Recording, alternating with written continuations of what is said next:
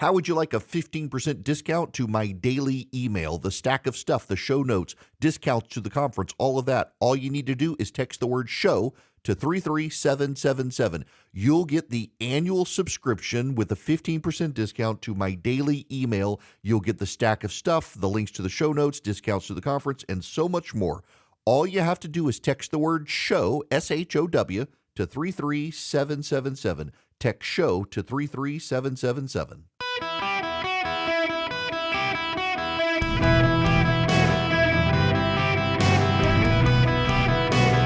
Welcome to the Eric Erickson Show podcast, Hour 2. My fellow Americans, welcome. It's Eric Erickson here. I sure hope you had a fantastic weekend. I slept a lot, recovering, made a lot of pizza in my new pizza oven. It was delicious. I figured it out. I dialed it in, and it was great, crispy crust. So the secret is you got to make the dough the day before, 48 hours in advance, but it worked. Also, I do have to tell you, I saw Dune 2. It is one of the best movies I've ever seen. If you haven't seen the first one was exceedingly well done. The second one, probably better than the first one. My son, I took my 15-year-old to see it. We saw it in IMAX, and his mouth was open the whole time. He was absolutely mesmerized by Dune 2. It really was an incredible movie. Thoroughly enjoyed it. Now, we're going to move on.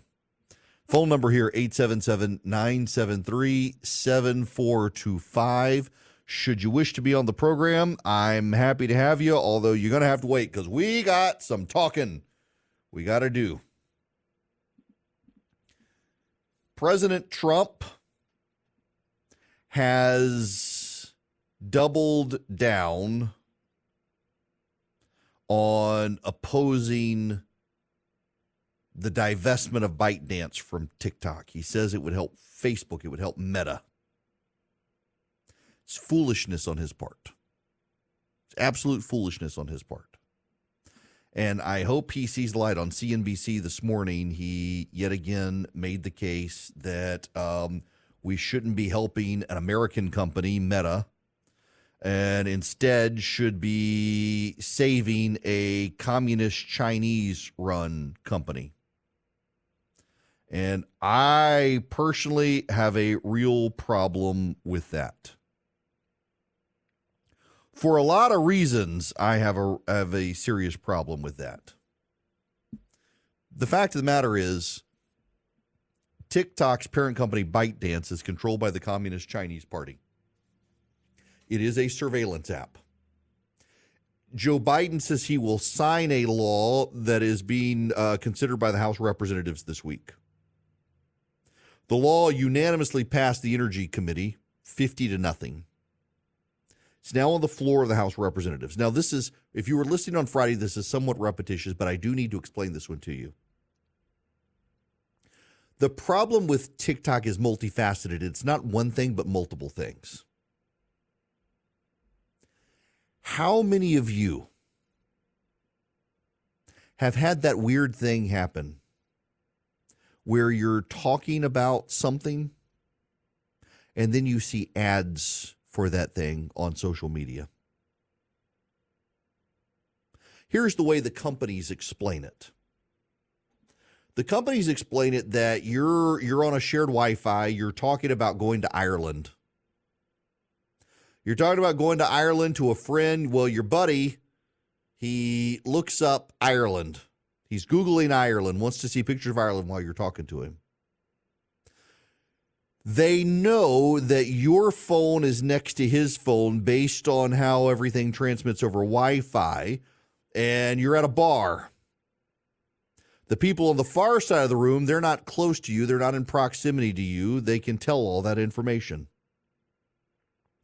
But you're talking to your buddy about Ireland, and so your buddy and you now start getting pictures on your phone and ads for things in Ireland. And the people immediately around you, the bartender who's standing next to you, he's going to start seeing ads about Ireland. And it's all based on someone looked online, except you've had this happen where no one's looking at this stuff. You're just in conversation. The companies deny that they are spying on you, although some companies now claim that they actually do have the technology to eavesdrop on your conversations and can pinpoint ads based on eavesdropping on those conversations. My personal theory is this: if that technology actually existed, hackers would find it and disclose it, and no one has yet been able to find and disclose that exists.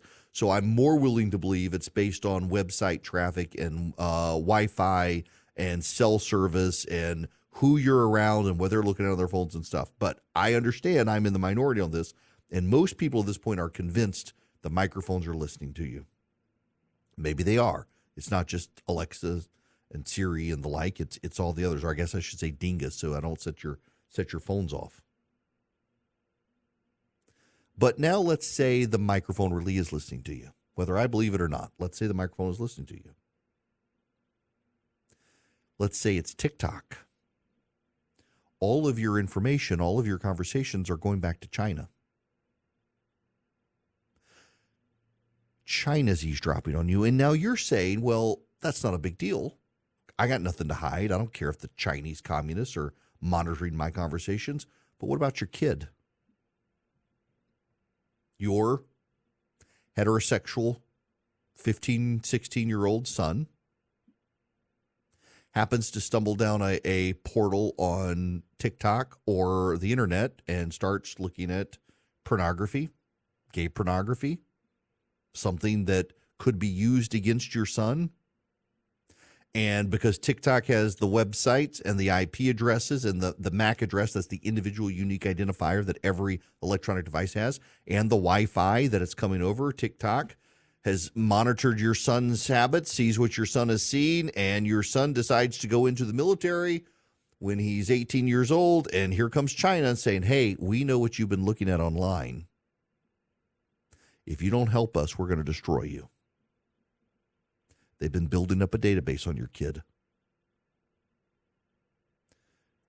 Or they've been listening to someone in government. This is why governments have been banning TikTok. Government devices block TikTok. In most states now, if you have a government device, you're not allowed to have TikTok on it. In many states, you're not allowed to use TikTok inside government buildings. Because we know the Chinese are spying.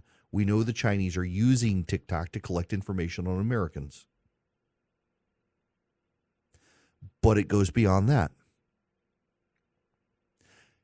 If you right now were to go set TikTok up on your phone, TikTok could get all the data about you and kind of from all the other social media that you use. When I say a MAC ID, you have to understand this. Every electronic device has what's called a MAC ID. It is an individual signifier. It's like a social security number for your device.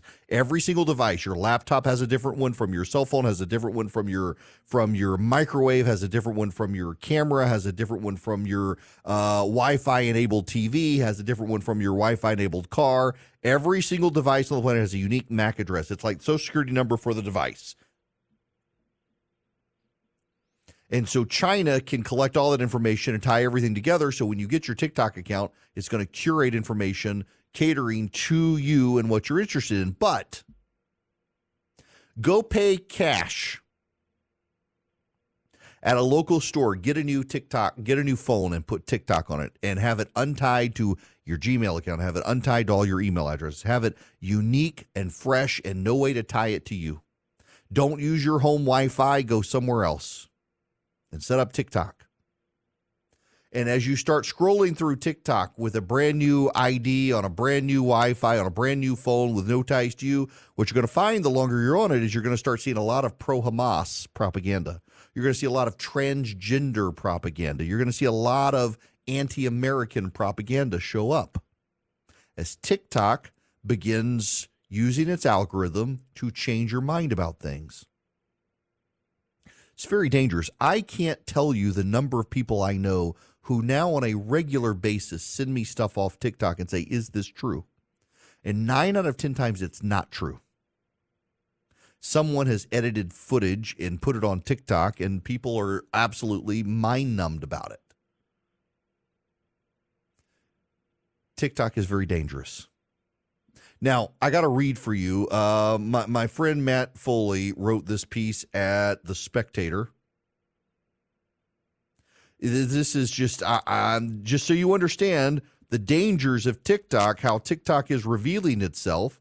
It really is a more than a little bit of a red flag here. This is how the piece from Matt Foley begins. I will kill you if you effing shut down TikTok, a teenage boy warned to a member of Congress in a voicemail reviewed by The Spectator. I will really, really F you up, so don't shut down TikTok. Bye-bye.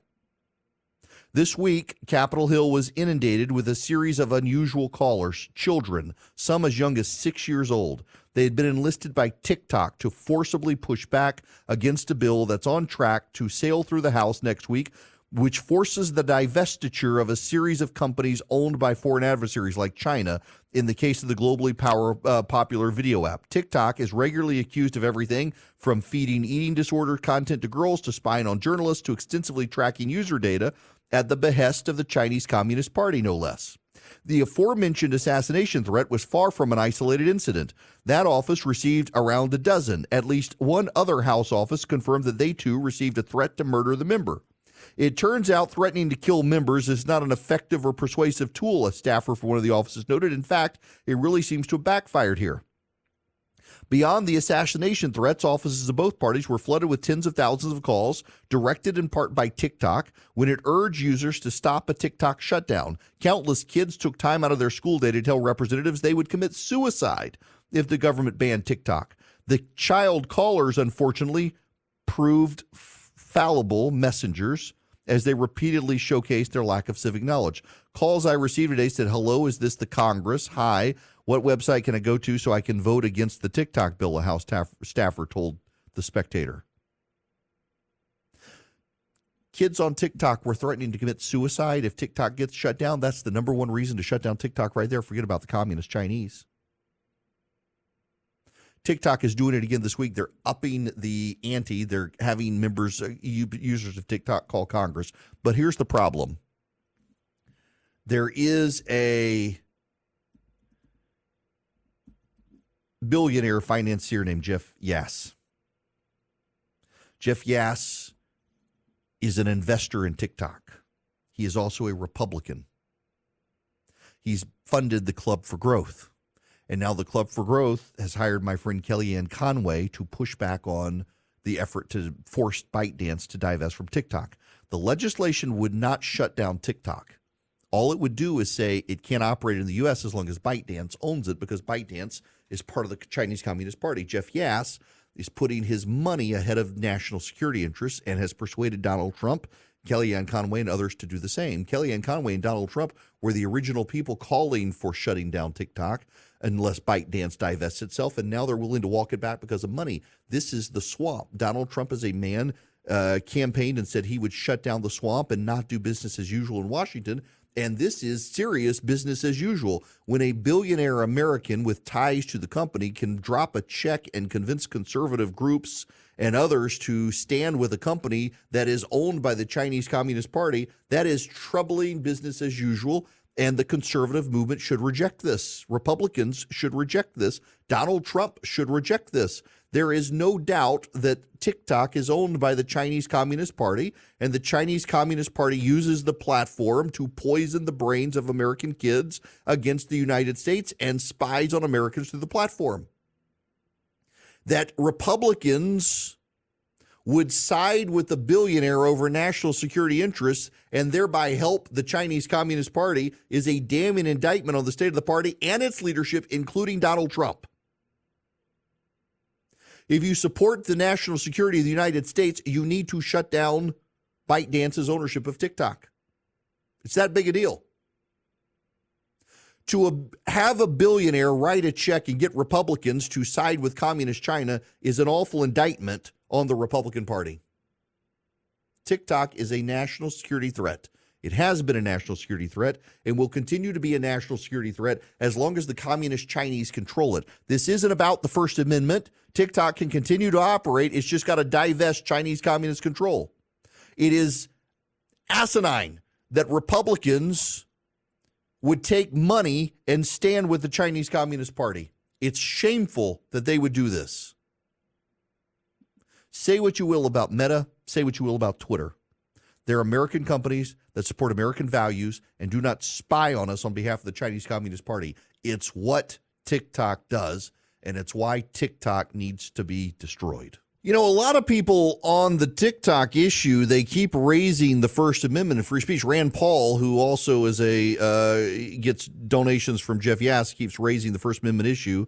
Kellyanne Conway now working for Club for Growth, which also gets money from Jeff Yass, TikTok investor, raising the First Amendment free speech issue. This isn't about free speech.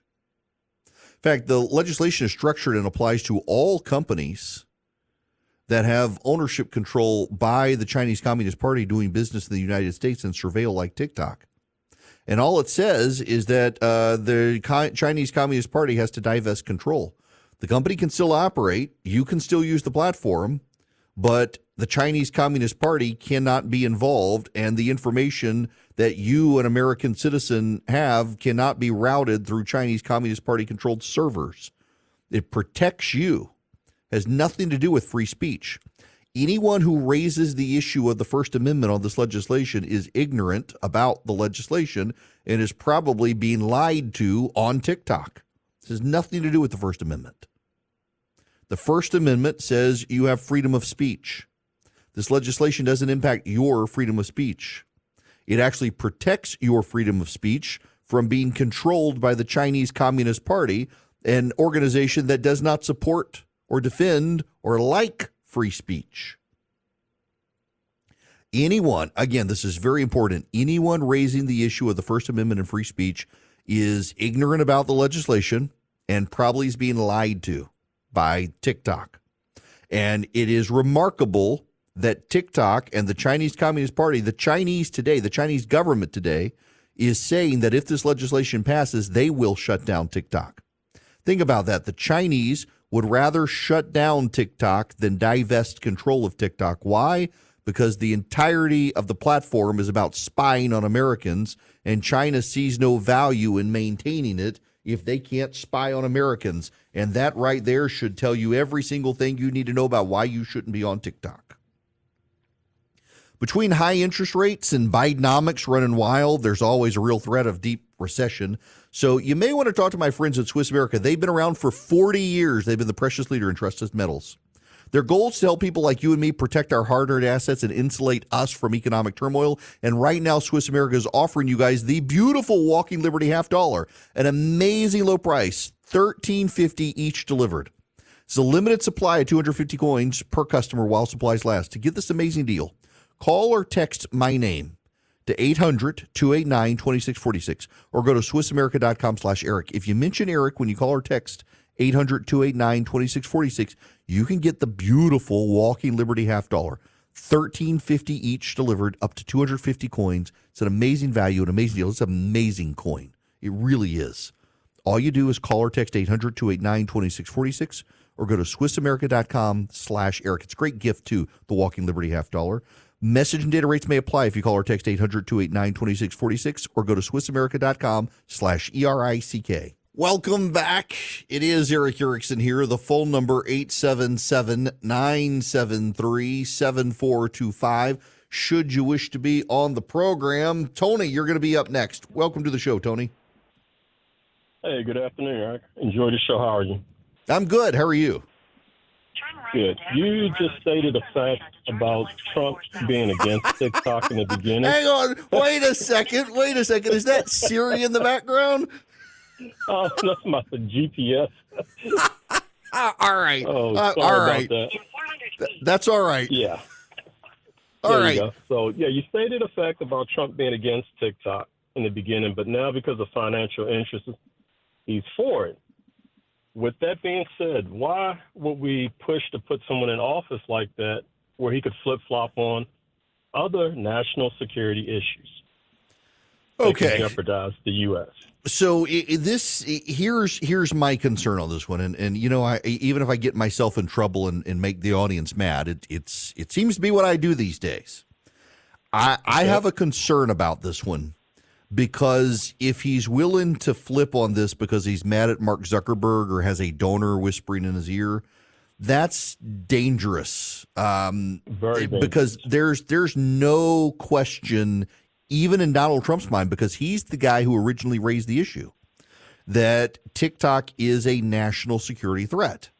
And the libertarian that is buried in me comes out and says, well, I mean, what about all these other companies?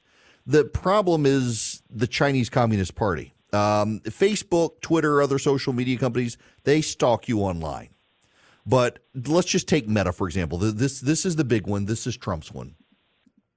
This is the fact. It is an undisputed fact. Donald Trump says that we need to now stand with TikTok because otherwise it would give Mark Zuckerberg, Meta, and Facebook an advantage. The legislation at hand doesn't shut down TikTok, so it doesn't give Meta an advantage. It just says ByteDance, that's owned by the Chinese Communist Party, has to divest control. It is what Donald Trump wanted when he was president. That Donald Trump would walk that back because of either financial donations from a donor or because he's upset with Mark Zuckerberg suggests that Donald Trump's second term really will be the grievance revenge tour and not a tour of force that upholds American values, but rather advances Donald Trump. And we should all be concerned by that. Donald Trump is the man who first raised the red flag about Twitter, or rather TikTok. Nothing has changed with TikTok. The only thing that changed is a donor is writing large checks, and that donor is connected to TikTok and invested in TikTok. And Donald Trump is mad with Mark Zuckerberg. I don't care whether you like Meta or not. Full disclosure, Meta is sponsoring my conference in August, as they have. They're one of the few tech companies that's actually willing to reach out to conservatives. And I would say this whether or not they were sponsoring the conference, because I've said it well before they were sponsoring the conference. Facebook doesn't do business in communist China because even Facebook recognizes the threat of the Chinese Communist Party having access to servers where your data is stored. Facebook operates the globally popular WhatsApp. It is secure end-to-end, and so Facebook does not want the communist Chinese prying in that. You may not like Facebook. You may not like Meta. You may think they were complicit in stealing the election in 2020. I don't actually think that's the case, but you might. But the fact of the matter is they are an American company that operates as an American company and does not do business with the Chinese Communist Party in Chinese communist-controlled territory because they recognize the threat the Chinese communists are. It is deeply alarming that a former president of the United States who knows everything about Chinese Communist Party control and what it means for TikTok and raised the red flag on TikTok and Chinese communist control would now walk it all back solely to nurse a grievance against Facebook. I have seen some people say maybe he's just working an angle trying to get something out of Facebook. Maybe, but it's far more likely that a major Republican donor wrote a check and he changed his mind based on the money, which makes Trump more of a swamp creature than he's claimed. And that, too, is a big red flag. The ultimate bottom line here is that TikTok is controlled by the Chinese Communist Party, and if you are an American, you should not want your children and yourself being spied upon by the Chinese Communist Party and using this app as a surveillance app and using this app as a disinformation tool to rot the brains of your kids. They're not coming for you, they're coming for your kids. And do you really want the Chinese Communist Party coming for your kids? If you don't, then you should want TikTok divested of Chinese control. Yes, there are absolutely concerns about social media companies spying on you and collecting your information. And yes, we probably should have that conversation. But the conversation at hand is a piece of legislation in Congress designed to divest Chinese Communist Party control over TikTok. And we should want that to happen. We should want Chinese Communist Party control divested from TikTok. It really is that simple, folks. It really is that simple. It is a danger to continue to have China in control of this app. It is a danger to have TikTok continuing on behalf of the Chinese Communist Party to rot the brains of your kids. Is it still going to rot your kids' brains? Yes. Yes. It's like the 24-hour news cycle is doing to your parents when they stay on Fox News 24/7. It'll rot their brains too, like TikTok's doing to your kids. You shouldn't want it for your parents. You shouldn't want it for your kids. You shouldn't want it. You as a parent should, in fact, be controlling your children's access to social media. You know, this now segues into this larger issue here that I got a bone to pick with parents who are willy-nilly letting their kids on this thing. We have Apple devices in our house. And in Apple, if you go into, for example, if you're a parent and you have your kids on your account, if you go into the settings app on your iPhone and you scroll down to the second block, you see notifications, sounds, focus, and then screen time. And if you scroll down to the bottom, you'll see all of your family members on your account. And if you have kids on the account, you can restrict how long they can be on the device during the day, what they can download, what they can see, the sorts of lyrics they can listen to, the sorts of movies they can watch. You can control out of that. And you as a parent should not be abdicating your responsibility to a third-party app. You shouldn't be doing it. It's a dangerous thing to allow a device to babysit your kid. Now, corollary here. My wife and I, when we had kids, like so many people who don't have kids, say, well, we'll never let the device babysit our kids. We're not going to give our kids devices at all. You just wait till the day comes when you're in bed puking your guts up, your wife is in bed puking her guts up, the kid needs attention. You're going to say, hey, here's this screen with a movie. Watch the movie, kid. Let us rest. You're going to let the device be a part of your family and a babysitter out of necessity at some point. Don't tell me you're not going to, because those of you telling me you're not going to probably don't have kids. The question is, how much control do you cede to the device and how many restrictions do you put on the device? That's the problem. I'll tell you, we were very committed to the fact that our kids would not have cell phones until they were driving. And then my daughter, at the time, I guess she was 13, had moved to a new school, was struggling making friends, and I was the chaperone on a field trip. It was just into Atlanta. We're going to the zoo, going to the Atlanta History Museum, spending the night. The next day, they were touring my studio at WSB. They were going to the state capitol. They were going to meet the governor. And we're driving, and all the kids in the car are silent. I've got 1, 2, 3, 4, 5. I've got 5 kids in my car. And they're not talking. They're all on their devices, except for my kid who doesn't have a device. And they're telling my kid what's going on in the group chat, and my kid's responding with her answers, and finally says, Dad, can I have your phone? And it dawned on me, and this is a thing that I, as a parent who was very anti-cell phone, didn't understand, is that so many of the kids in the school had devices other than my kid.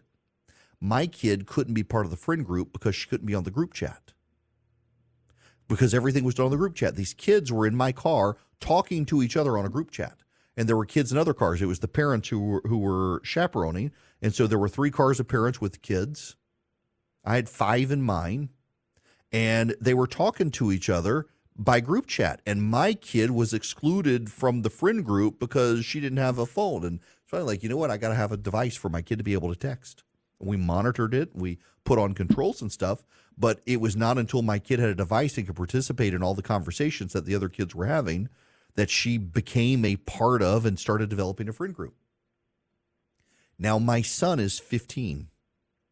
My daughter's now 18, has a phone, drives. My son has his learner's permit, has yet to take a driver's lesson. We're thinking we're just going to let somebody. He's really nervous about my wife giving him lessons or me giving him lessons, and we're thinking we just need like a real driving instructor to work with him. It's apparently a thing with boys. I don't get it. I got my driver's license before I was legally allowed to have my driver's license. There's a story there for another time. But I've been driving with a license since I was 14 years old. My son is now 15, has his driver's permit, doesn't even want to drive, has no ambition on driving. And all of the parents are saying it's something with boys. All the girls are ready to drive, but a lot of the boys have no interest in driving. But my kid now, he stays late because he was doing soccer, now he's in tennis. And the office closes at the school, and now the tennis courts where he takes lessons are also away from the school. And the office there is locked. He's got to have a phone to be able to call us, tell him practice is running late or practice is early or come pick us up. So we had to give him a phone. But we have restrictions on all their devices. Parents who are outsourcing their entire parenting to devices or to others, it blows my mind the number of people who just treat the schools and the devices as the things raising their kids. You got to be an active parent. So in Atlanta, on my flagship station, I do ads for a company called Frugal Kitchens. Now, so this company will come in and redesign your kitchen. They'll do a kitchen renovation for you. The cool thing about it is they build everything outside of your house. They measure everything. You do the measurements for them. They come in, they redo the measurements, make sure everything's right, and they put everything together mostly out of your house. So when it's in, you can be up and running, back cooking within 5 days. With a lot of kitchen renovations, you can be out of your kitchen for 6 months. This one, the way they construct it, they're not necessarily out of your house in 5 days, but you can be back cooking in 5 days, because in my house, so many of our best memories and so much of our family time is around the kitchen table it takes, when my kids and us, when we sit around the table, and lately we've been ordering out a lot. Last night I made pizzas for everybody. When I cook on the weekends, we sit around the table. It takes my family an extraordinary amount of time to have dinner, because we're sitting around the table telling stories and laughing the whole time. It is nonstop laughs, and it's reviewing the week. It's reviewing the day. It's reviewing family time. And no headphones, no devices at the table. We sit around, we have dinner time.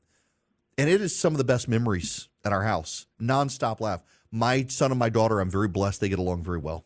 And they laugh. Now they tell each other jokes. They're talking about the day. They're deeply funny with each other and to us. And I'm sad when I tell these stories and I hear and encounter so many people who don't do that. But outsourcing your parenting to devices is dangerous. And it's more dangerous to outsource your parenting to an app that's controlled by a country that wishes to destroy us. And it's deeply troubling that a man who wants to be president of the United States would, because he's upset with an American company that operates as an American company that refuses to do business with the Communist Chinese, would instead side with the Communist Chinese because he's mad at that American company. That's no way to be president of the United States and to put the values of this country ahead of everything else. You're putting your own personal grievances ahead of the national security of the country. I'm not surprised some people look at that and say it's disqualifying. It's a terrible sign for what a second Trump administration would look like if he's going to put his grievances ahead of the national security of this country. TikTok is a terrible platform controlled by the Chinese Communist Party, which wishes to destroy this country and its people, and it's rotting the brains of your kids, and too many parents are outsourcing their parenting to it. It's got to stop. This legislation needs to pass Congress. TikTok needs to be destroyed in its present form. I'm fine with kids getting on TikTok. Parents should be restraining them, but we should not be letting the Chinese Communist Party use it as not just an app to surveil us, but an app to destroy our kids' brains.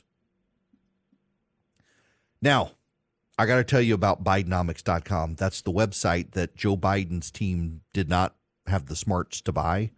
Seriously, they wrap themselves around the label Bidenomics, and they don't go by Bidenomics.com. Americans for Prosperity did. And you can go to Bidenomics.com, and you can see Joe Biden's record on the economy. You can see his quotes, and you can see the reality that conflict with the quotes. You can see his lies, and then you can see the truth.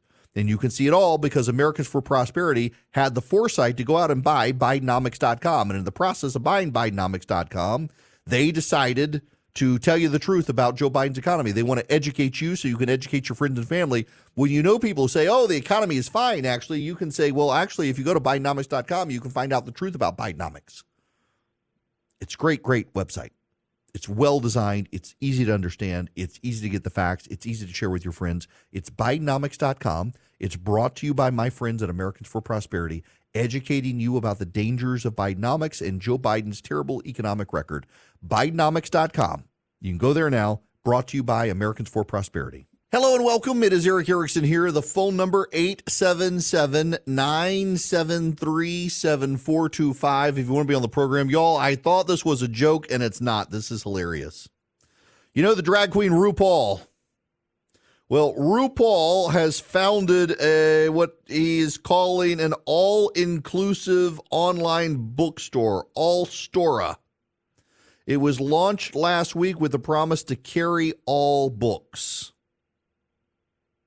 You got that? So RuPaul starts a new bookstore that's considered an all-inclusive bookstore that was designed to carry all books, and now they have started dropping books. We've already removed the titles visitors have called to our attention, and you can continue to report instances of hateful material on the site. While other online bookstores will continue selling hate-filled books, All Stora will not. We will be a community, a home for all. As you can imagine, the books being banned are books that are considered homophobic, transphobic, anti-woke, and Nazi.